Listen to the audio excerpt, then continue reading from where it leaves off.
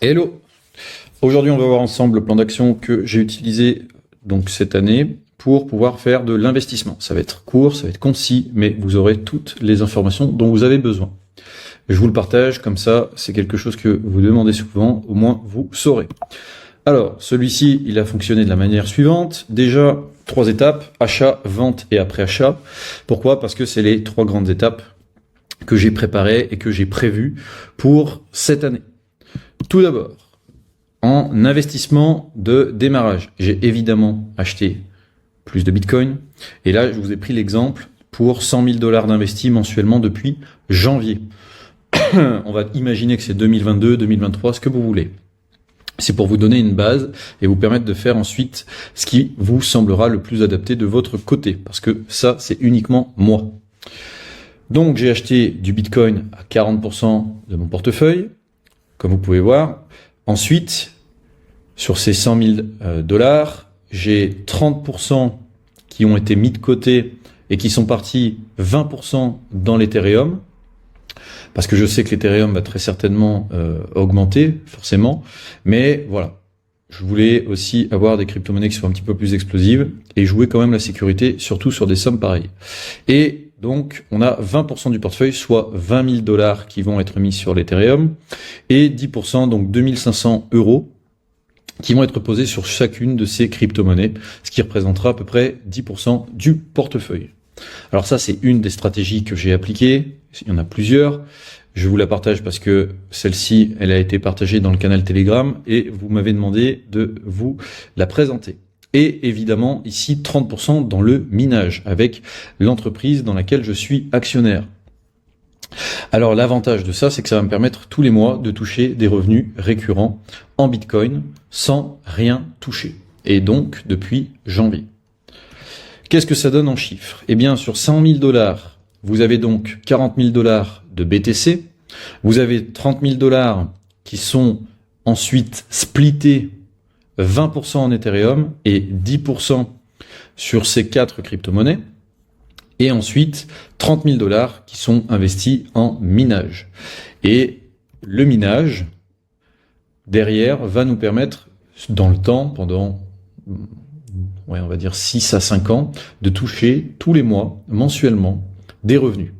Vous allez me dire, c'est livré tous les jours. Oui, mais c'est que l'entreprise dans laquelle je suis verse ça tous les mois, pour le moment. Ensuite, au niveau de la vente, comment ça va se passer? Pour être sûr et certain que vous puissiez obtenir des beaux résultats, vous pouvez vous faire votre propre stratégie, mais moi, je vais vous partager la mienne.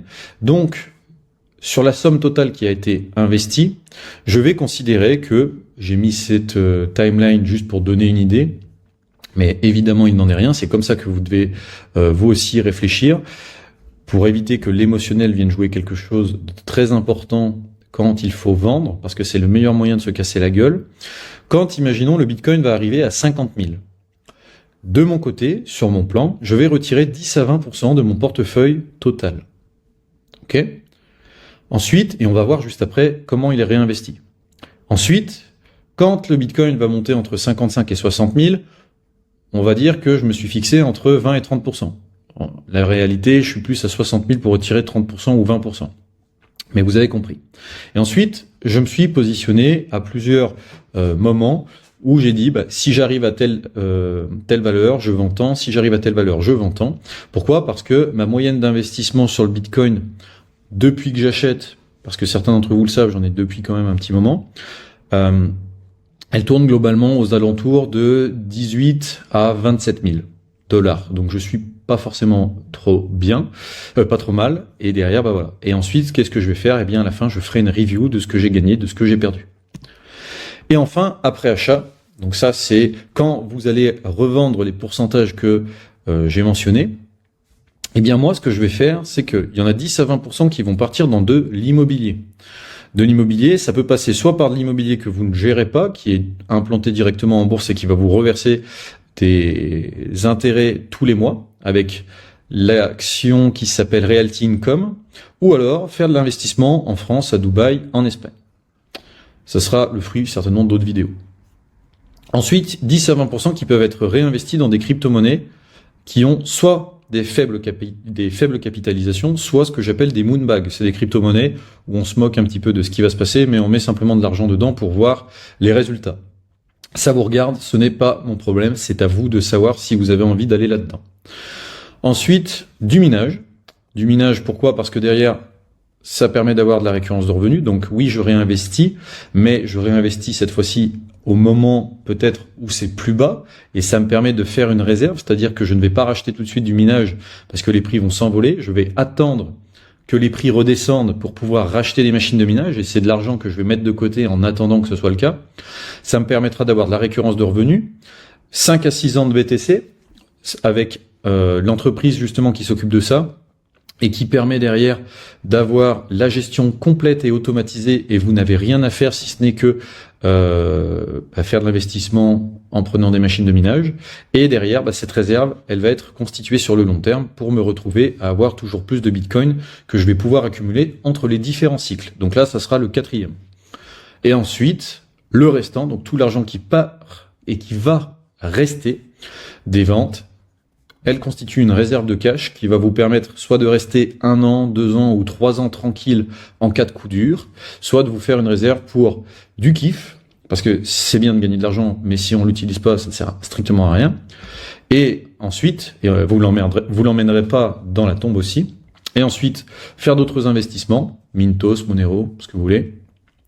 Et évidemment, si certains d'entre vous veulent l'entreposer à la banque, c'est faisable, mais gardez quelque chose en tête, c'est qu'il vaut mieux le déposer sur plusieurs comptes qui sont en général assurés jusqu'à 100 000 euros, si jamais vous avez un problème, et également dans une monnaie forte.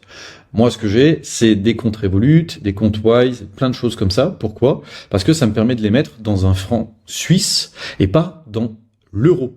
Aujourd'hui, quand on fait de la vente de produits ou de services, on essaye le maximum du temps de mettre ça en francs, parce que avec l'inflation, l'euro s'est complètement pété la gueule et ça représente des sommes qui sont astronomiques quand on remet ça dans la monnaie qui nous intéresse, en Suisse, donc le franc suisse. Voilà pour cette présentation.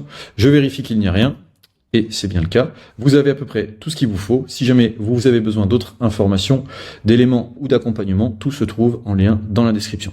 À très bientôt.